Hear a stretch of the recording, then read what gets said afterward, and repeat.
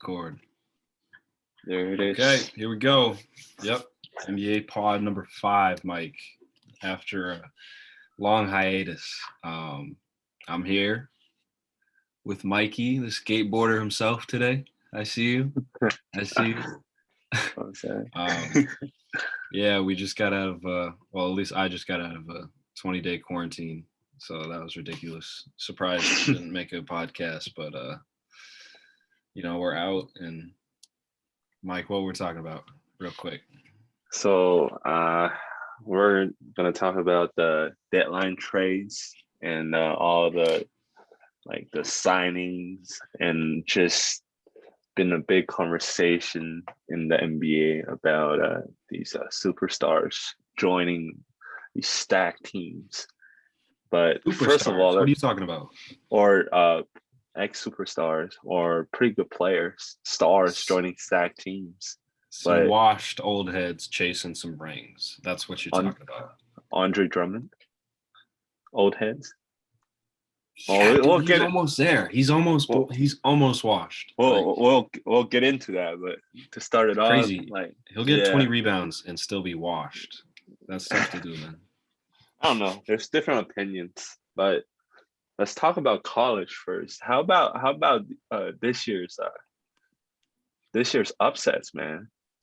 Yeah. I don't know. It's just like whoever got rolling, like in their conference tournament, really had a leg up, and teams with like real good starting fives who they can play a lot of minutes. That helps. I'm kind of talking a lot about Oregon State. But you see that with them, with UCLA, with Oral Roberts. Yeah, another good, like, just older starting five who can all play together, and they're all like, they have a lot of momentum. But my favorite part has been watching USC and watching the two bigs. Yeah, the high-low Isaiah Evan connection. And I mean, this is probably the last year we'll get that. So like, just cherish it. Like, it might be like today might be their last game against Gonzaga. So I'm just trying to watch as much of the Mobley connection as possible, because right now they're one of my favorite like college teams, just because Evan and Zaya, they're like so smart. They're so smart for a big guy. Yeah, that's a great point. They have guard skills. They've been like eating, breathing basketball their whole lives. Like, you can tell it. You can tell that their dad is like, or they're on staff for USC. Yeah, and he was they're comp to Magic. That's what their whole brand is, and they're the two best. Man, I remember watching them in Vegas. Mm-hmm. At least the older brother for sure, and they just like, man, they're so like modern. Just guard skill sets on freaky bodies. Properly utilized. That's where the league's going. Yeah, just I don't know. I feel like the most surprising part about this connection is how Isaiah Mobley stepped up, because before he wasn't really that big of a factor compared to Evan. It's like Evan is like, you expect something from him every game. You expect 20 points, you expect 4 blocks, like 12 rebounds. You expect that. But like in the postseason, like during March, Isaiah has been, for me, the biggest X factor. He's the guy. Is he gonna get drafted? Probably not this year. I think he have to come back for another year just to prove that he's more consistent behind the arc. Like right now, he's shooting over 40%, but on a low clip. So, but he can move. He can move. He can pass. I don't know if he's a good defender, but can he He can defend. He can dribble. Everything. But he's just not at that level yet, I feel like. So maybe one more year. Just because his and then it's like he is still not putting up that number yet. It's like he's developed. Like, there's more to him that needs to be developed compared to Evans. Like, Evans more polished, I feel like. But Isaiah, I feel like the only reason why Isaiah played so well in the postseason is because he's playing with his brother. But right, I don't know. I think that it definitely benefits him to catch him in the middle and throw it to his lottery pick brother for a Yeah. lob, but it's also he's always being compared to Evan. Evan's only better because of his physicals. Really, if you think about maybe he's a better shooter, I don't really know because they're both similar. They both kind of shoot the ball similar too, and Yeah. it's just his physicals for Evan that's what's so sexy and attractive about it as a prospect. And then Isaiah is like a really, really good player. You think about him, what is he, 6'9", can guard a bunch of positions, at least 3, 4, 5. Like, dude, he might be like the ball 6'10". really well. He might be 6'10", bro, like my height. Yeah, so he's a small ball center, and he can pass. And the last game, skill.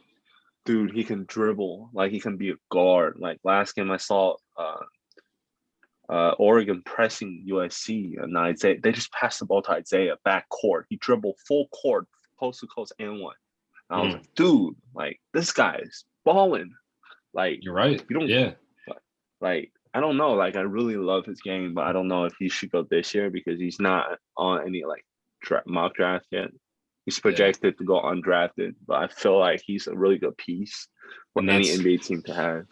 Yeah, and that's the gauge that we use for whether someone's NBA worthy is not actually do we think they can go to league. It's really like physical attributes. They're on a draft board. We see them, or they're a really, really good player, so they stick out in their lottery pick. Like, man, I couldn't name the difference between. Like, we were going through it with, me and some of the other guys we were talking about.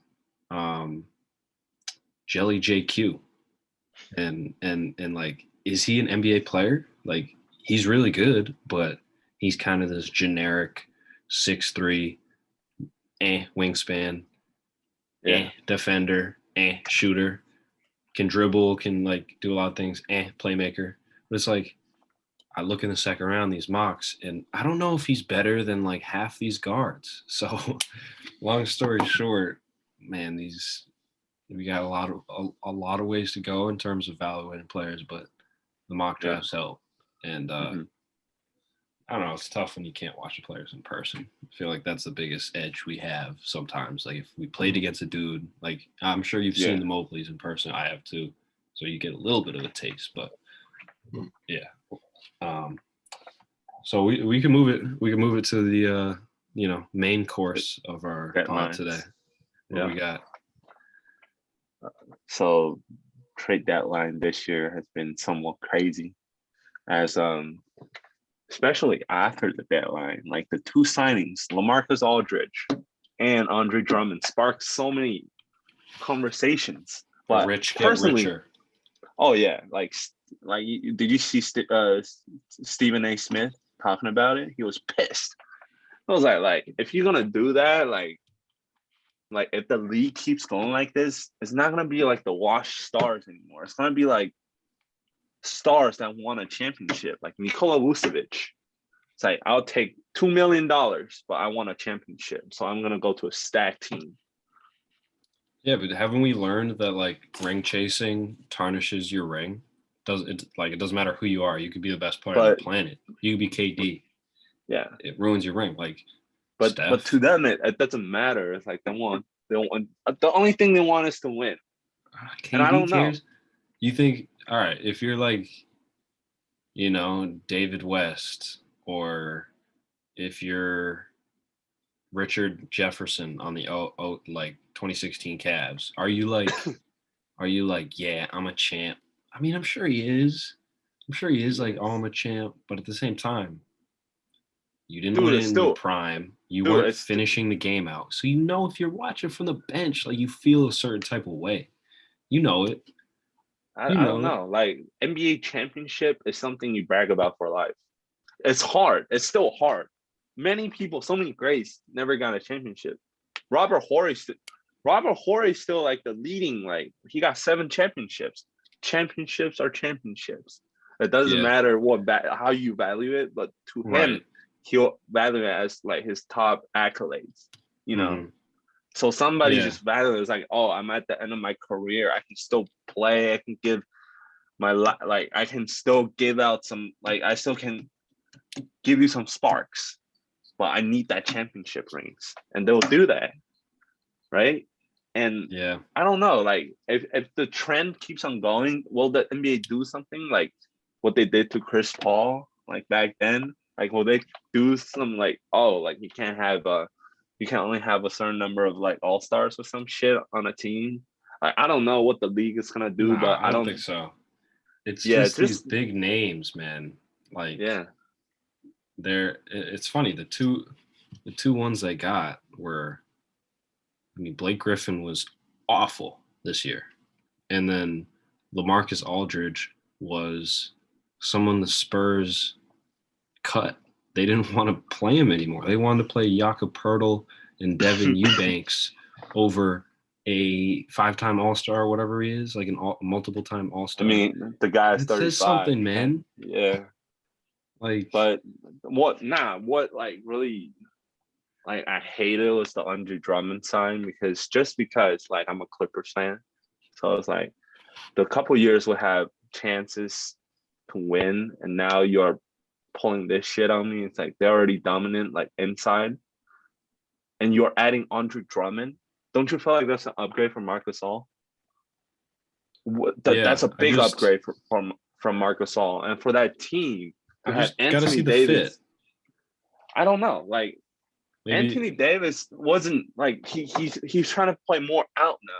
Like you can see, and that's why like last year you can just double him and cover LeBron. Don't care about anybody else, and now you got an Andre Drummond inside. So who what is AD gonna do? how is A- he like, how is he doing more than Dwight Howard or JaVale McGee? Like, he's he getting is a couple def more rebounds. Is he gonna play 30 minutes a night, you think? Yeah. Even with in the Montrez. playoffs. Even with Montrez is Montrez. not gonna work in the playoffs. Montrez do Right, in not the work in the playoffs. playoffs. And so, would you rather play? Would you rather have their like? They Would you definitely rather improve. They definitely Montrez improve. is giving you energy. Andre That's Drummond all might he. That, might miss you that's some free throws and then mope his Mont. ass around, not play defense for the next 4 possessions. First of all, Montrez had zero defense because he's He six gives six. he gives effort. Like That's he all he he has in the playoffs. That's all he has because he can't shoot the ball. You have no playmaking. As a neither can Clippers Andre fan, Drummond. Neither can Andre Drummond. They're very similar players. That's but my he's point. One bigger, just has 4 inches and 5 rebounds on him. and one's averaging 17 points and 15 He's rebounds. he's playing for the Cavs. Well, like at least you Playing have 35 minutes a night on a losing team. Of course he's going to do that. When he's playing on a good team with good players in meaningful games, he's going to miss free throws. He's going to be like, "Oh wow, I haven't played defense in 8 years." 8 years. He hasn't had to aggressively switch onto a guard and try to defend a step back three, because he hasn't had to do that in so long. And with some of these players, man, they just like, it's hard to expect someone to do the exact same thing they were just doing on one team with another. You see it. The fact that there's a LeBron James on the Lakers changes everything. It's like, Yeah, I know. If Andre Drummond goes to the Clippers, like he's gonna be shit. I can see that because they don't play like they don't work together. Like Kawhi is not that type of player, you know. So But when you LeBron's play just with this magic glue that just yeah, he sprinkles a little LeBron on that. as much as I hate the Lakers, and to anybody watching, my friends back home, they know how much I dislike the Lakers because Okay. I'm a big Clippers fan. But I'm gonna say this: LeBron changes teams. He changes players how they play. Like D Wade on the Cavs, like IT on the Cavs, like Jordan Clarkson, Rodney Hood on the Cavs, like all these players that have actually gotten way worse because of LeBron, because of the spotlight, I can because name a of lot of who's players that played way better with LeBron. I can tell you the same amount of players that have been exposed and traded and whose stocks have gone up 1,000,000% since they got away from LeBron. Yeah, but Brandon those are Ingram, Jordan Clarkson. Brent. You see it Like they're now. Like Andre Drummond, like, is he gonna buy in? That's my question. If he's bought in and he's like Vogel, I'll do whatever it takes to win a chip. Even if that takes playing 8 minutes in a win against, whoever it is in the playoffs. If he's like that, okay. Now you nah. have I don't think. 15 rebounds. Now now you have a really good rebounder and you get the positives. But I'm saying with Andre Drummond, he's got that effect, man. He can pull you one way and make you better, but he can also pull you the other way. So that's Yeah, my Lakers. He's not talking to no Vogel about that. LeBron's gonna talk to him. Vogel stand no chance in front of LeBron of talking to him. It's gonna be LeBron coming in, calling him, FaceTiming him. It's like, yo, Yeah, Dre, he's hurt, like, man. He's hurt. yeah, and then he's gonna be like, yo, like, do you want to do this? And You he's know gonna what? put, he's gonna have like fucking dad to son talks, prep talks with Andre Drummond like every day now. You know he's gonna do that. He's gonna FaceTime him, like, what's up, man? Like, how you feeling? Like, let's go do this. And Mm-hmm. what the fuck is Andre Drummond's gonna do? He's probably fucking Andre Drummond.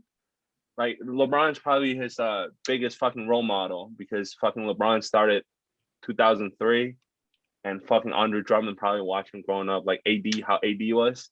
Like Drummond would Yeah. be like, oh shit, LeBron's like saying that he's putting so much hope on me and shit. I gotta just go out and just do my thing. Like that's the type of thing. Like imagine LeBron's talking to you. How would you feel I get comparing it. to I like, get it. Yeah, comparing to LeBron's like Colin Sexton? It's like, oh, let's go do this, and you're like, fuck out of here, like youngster. Like, but LeBron, when LeBron talks to you, it's like, oh shit, like I gotta go out and ball. I get it. But he's hurt. So let's paint this scenario.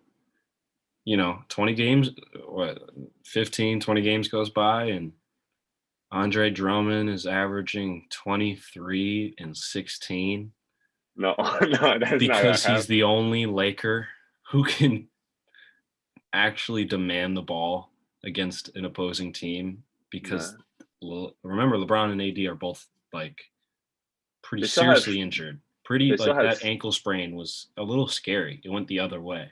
yeah, It was a high ankle sprain, which is scary. yeah, that takes a long time.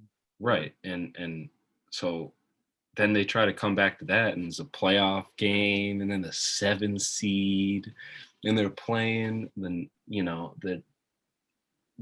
they're playing in Salt Lake City in the first round against the Utah Jazz. Andre Drummond's just posting up, yelling for the ball. Okay, He's okay. like, yeah, One I've been thing, averaging one 25 thing, and 15. He's one like thing, sitting in the paint, like pass me the ball. You think what's one going on thing, there? You think he's one, gonna be one, like, oh no, I'm good now. LeBron, you one take over. different thing. One different thing of him being on the Lakers and him being on the Cavs is that Lakers have more vets. Lakers have more experience. Cavs, bunch of young, unexperienced guys who's never been in the playoffs. Now you're What, on you a saying team. like the 2018 Cavs? What? What Cavs Nah, team? I'm talking about the Cavs right now. He got cut, right? Yeah, He's doing all those post up ISO shit. He don't get that on the Lakers. yeah. Well, He won't I'm get that saying he shit on might the get Lakers. that. I'm saying he might Nah, get that. even with LeBron AD out, you got all these old like wets. You got Wesley Matthews gonna say like, "What the fuck you doing, man?" You're gonna have all these older guys coming in and say like, "You don't play like that." That's why you don't have no chip. It's like you don't do that shit. You play your role, Okay. and that's the Lakers culture right now that LeBron's trying to build. Yeah. And he's not gonna do all that post up shit. Nobody passing him the ball. Yeah. So I heard it's that. like he's not gonna run lose on the Lakers. That's all I'm saying. Got a chip, so anything he does, it's gonna work because it's gonna be LeBron on the court, so they're gonna win. All right. He's playing as the Jordan role right now. Yeah. Let's move on. So moving on with the trade deadline. All right, I'll go into my Celtics corner, and they got Fournier, Mo Wagner, Luke Cornett, and I think that's it. I like it. It's not what I wanted, but it's better than nothing, and nothing is usually what we get with Danny Ainge. Fournier, I think with anything Celtics, you just any new move, they're so rare. You put so much stock into it, and they come out first game and hit 2 threes, and you're like, oh my god, I love him. I love Cornette. I love Jeff Teague in the preseason. Jeff Teague's awful. He's on the Bucks now. We cut his ass halfway through the season, and he's gone. And with some of these guys, it's like it's cool, but what do I see long term here? I see Fournier is a much needed offensive weapon for the Celtics, playmaking, shooting wise. He adds some age and experience, which I like as well. I like Cornette a lot because he's huge. That's it. He can shoot. He can shoot, but he's huge. So, we literally had Taco and then Rob Williams, who's 6'9". That was like the difference. Okay, we had Enes Kanter for a little bit, but he can't play defense. Horrible. So Cornette's actually a legit big who can shoot a little too, which is even better. But I think it adds some some actual size. Wagner's cool, whatever. But Celtics switched it up a little bit, and I'm happy. So yeah. I wish they got Aaron Gordon, but it's better than nothing. Well, let's talk about Aaron Gordon. Like the Nuggets, man. Like they really they gave up a shitty contract in Gary Harris that they don't even play. Yeah, always hurt. And they got rid of RJ Hampton, who they don't play. No, they played him. They were starting to play him because they had guards out. But that's probably their most valuable asset in this trade for Aaron Gordon, who's more polished power forward. Couple first-round picks or no? I think 2 first-round picks. For Nuggets, it doesn't really value anything. Good point. They're going to be good. So it's going to be late first-round picks every year. So it doesn't depends really what year it is, They're going to be good for a while. So I don't know if it really affects the Nuggets. But okay. So let me show you this real quick. On the topic of Gary Harris. Yeah. So he has this, if you're really about your basketball, you've made a venture to Basketball Reference online a couple times. And it's just interesting to look at people's stats because the numbers really never lie. They don't give the right story all the time, but they never lie. And Gary Harris, his Basketball Reference is, it's not even his basketball reference. It's his career. Season statistics year by year are crazy. So listen, his first season is in 14-15. Doesn't play that much, 13 minutes a game, 3 points. But then he starts playing a lot. Second year, averages 12 points, starts every game he played, and he doesn't lose a starting job ever. He goes 12 points, 15 points, 18 points in 2017-2018 on 40% from 3 and a couple steals, couple rebounds. Every year after that, 12 points, 10 points, 9 points this year. Every single year it's gone down. So he's had this complete triangle of trajectory. He goes up, signs this good deal, and then goes completely down. Yeah. He has no value to me, if he's on that contract that he signed. So crazy. Poor guy.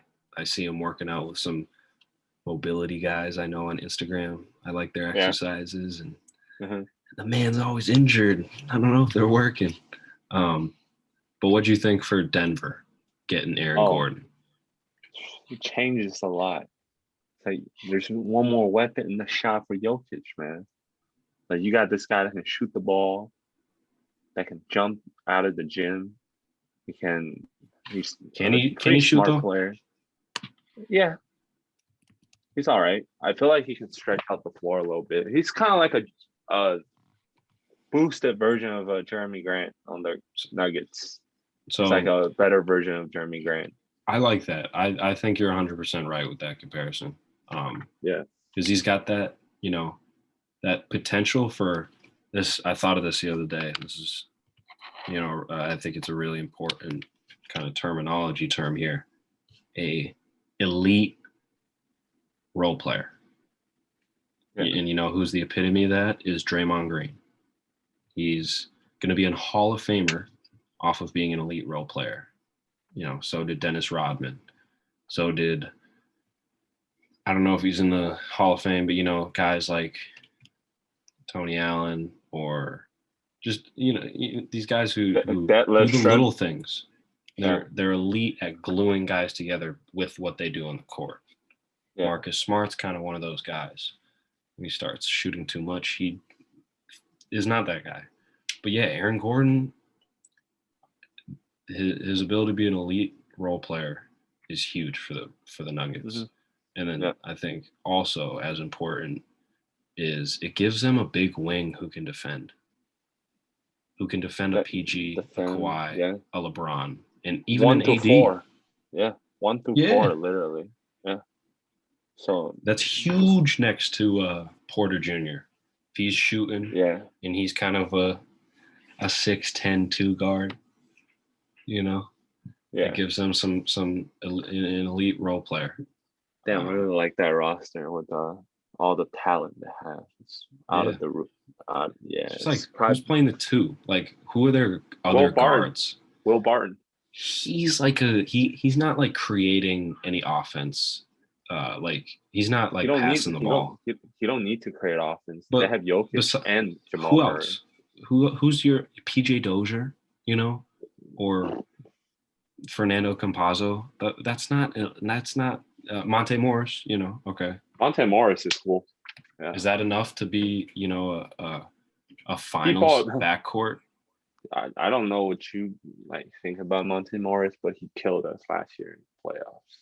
So that's Monte Morris is pretty. I mean, good. I think he's sound. I think he's solid as a backup. Solid. Yeah. It's just they don't have any like.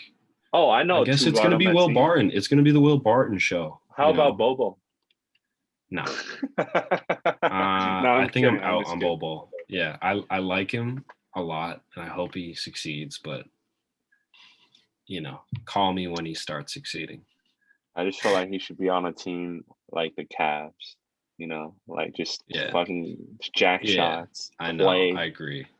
Yeah. Mike Malone doesn't like younger guys either. So, what else for trades? We got Vooch going to. Vooch going to the Bulls. It's an 8 seed trading an all-star to an 8 seed. Who cares? I don't know how I feel about that at all. I mean, the Bulls trade away 2 of their first-round picks. I like Wendell Carter. I like him. He gets hurt a lot, but I like him. You know, he gives more hope long-term than Vooch would ever. I think Vooch is like just keeping you swimming when you're trying to like sky out of the water. Like you're barely floating. And you put Vucevic with Lauri Markkanen, the same type of player that can't play defense. And they got Tice. They got 3 guys that want to float out, shoot the ball, and not play defense. And they got Zach LaVine that don't play defense. Oh yeah, that's who's backing up and you know being the help side for Zach LaVine. And they traded Otto Porter. That's probably their only defender. Well, they got Pat Williams. He's a good defender. Yeah, but not enough to cover for the whole team yet. It's like their defense about to be horse shit.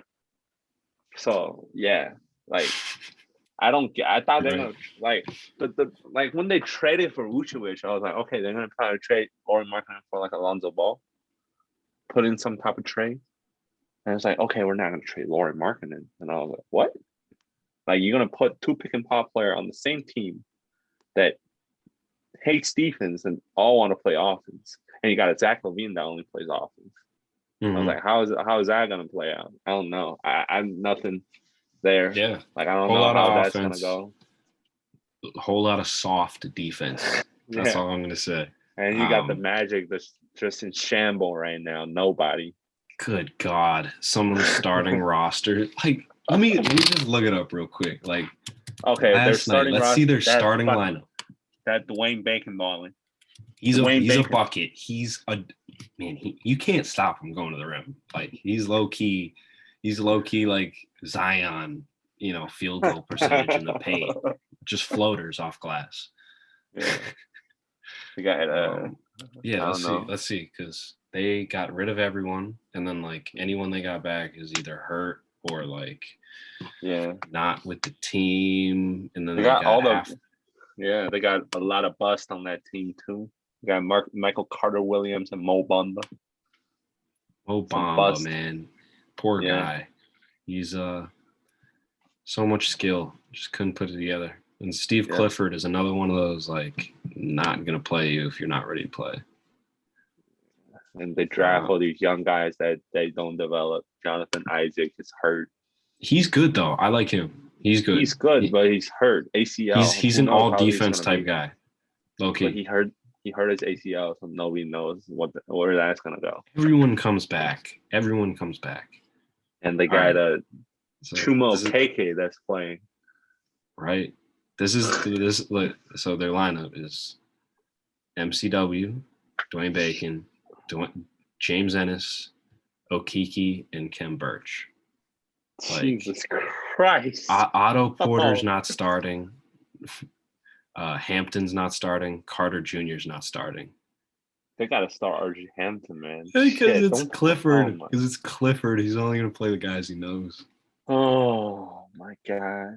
That's crazy, though. That team is horrible. And probably the worst team now in the league. It's about time they did that, though. Like, they've been chilling with DJ Augustine running pick and pop with Vucevic just so they can get murdered by the Bulls. Or not the Bulls, the Bucks in the first round. Like, enough of that. Please go get a dynamic wing who can, potentially be a really good player. Because they've got, if they're back, let's think about it. They got, let's say you got Markelle Fultz, maybe Jalen Green with James Ennis, and then a Isaac and a Wendell Carter with, T. Ross, Bacon, Porter Jr., Hampton off the bench. They're trash. It's still a shitty team. I don't know. I don't know. You're probably right about that. Yeah. Anything else? Like any last trade deadline things? It's gonna end this video with Rajon Rondo. Good. About him. Sweet and sour feeling for me because I love Lou Will so much. I have his little bubblehead in my room.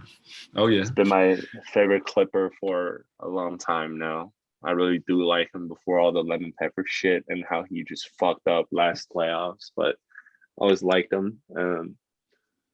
So it's sweet and sour feeling for me because I know what Rajon Rondo brings to the team since the senior leadership and the playoff Rondo. But man, losing Lou Will is kind of like, it's pretty hard like feeling for me. I don't like other people are like, oh, that's genius, but they like Mike, your heart says it hurts, but your logical mind says what? Rondo works. Like he's just gonna bring that like. And Lou Will's trash in the playoffs. Yeah, when basketball matters most, he's trash. He can't hit anything last year, and now they're playing Kennard more, and they're putting Reggie Jackson been balling, and you got a Rajon Rondo that's taking over like the leadership role from Kawhi, who don't talk. And Rondo, like he gives you the spark in the playoffs. Yeah, he's gonna talk. He had this mastermind, the smartest player. I'd argue he's the smartest player in the NBA. Yeah. So for me, from a team standpoint, with all these like Marcus Morris, Patrick Beverly, the type of player that looks like, as what our head coach says, play like they're like chickens with their head cut off. Yeah. And you got a Rajon Rondo coming in, and it's like, okay, he's gonna like remember like the clip with him and DeMarcus Cousins. It's like, oh, you gotta cover there, and the other team had nowhere to go, so they lost the game. Like it was like for final shot. Like Rondo, I know Rondo's gonna bring that, and I think I'm a fan of it. But we shall see in the playoffs. Yeah. Rondo is, I love the pickup for the Clippers. He's someone who his impact is, it's not going to be in the regular season. It's not going to be even the first couple rounds of the playoffs. It's going to be two places. First one is, what he did with the Lakers, which is handle the ball under pressure and set the tempo in the playoffs. He's got monster hands, monster arms. He can defend a little bit, but he can, get the ball up under pressure when things get tighter. And that's number one. The second place where his value really comes in is what you said with the IQ, man. He's not only an extension of a coach, but he is already an NBA coach and he's still playing. Like might be one of the better coach too. Right. He might be one of the If you look at it, Rondo, his only slander, besides watching him chuck up 9 threes in a quarter for the Lakers, when Ingram and Lonzo Ball on the team, was he would get into it with coaches. Like Carlisle, they did not get along together because he thinks he knows things and does things so well and so smartly and so effectively that he'll get into it with people who are telling him how to do it effectively. That's interesting, You'll never hear anything bad about him as a player, as a teammate, as a player against him. But it's some coaches who maybe their philosophies don't align, so they get because get he's along. so That's fucking okay. smart. He have his own system. It's like he watches like hours of film every day. Like who does that? Like and he'll be on the airplane. Yeah, the coach don't even do that. I guarantee you, the head coach don't watch as much film as he does. I mean, I forget what podcast I was listening to, but they were telling a story about Rondo and they're talking about how he'll like be on the plane and he'll be like, you're walking by, he'll be like, yo, Rook, Rook, come over here. You want to watch this? Like, and he'll have, 10 clips of so-and-so making the second best read on a ball screen. And he'll have 10 clips of that from that dude who made that. And like who does that? And that's exactly what the Clippers needed. You know what I see? A central voice who has legit, authority. Yeah, like what I see in the playoffs when we play against the Lakers, when Rondo's on the court. Before the Lakers even call a play, Rondo would be like, oh, they're running this. Like, it would be hilarious. It's like Rondo's like, oh, you go over there during the timeouts. He's like, oh, this is what the Lakers gonna do after their timeout. This is their quick hitter. This is their play that they run ISO for LeBron, how we gonna guard that fire to or whatsoever. But like that's gonna be interesting. Like he knows everything he played for the Lakers. He knows everything, plays, all that shit. And he's gonna remember it. He's gonna watch film. I mean, that's the only thing we need is leadership, smart. We need IQ a lot. Listen Paul George, if you're listening to this, IQ. And so, I kind of like that. Yeah. Listen to this. I think for LeBron James, there is nothing scarier in the world than Kawhi Leonard led by Rondo. Kawhi by himself, LeBron's going to out-lead him and out-IQ him and out-voice him. And but with Rondo, you're going to have Rondo and him. And the Rondo controlling the robot who physically can destroy LeBron James. So you got an IT engineer controlling the best robot in the world. Exactly. That's a perfect way to finish this whole thing off. I think this was like 50 minutes or something. But all right,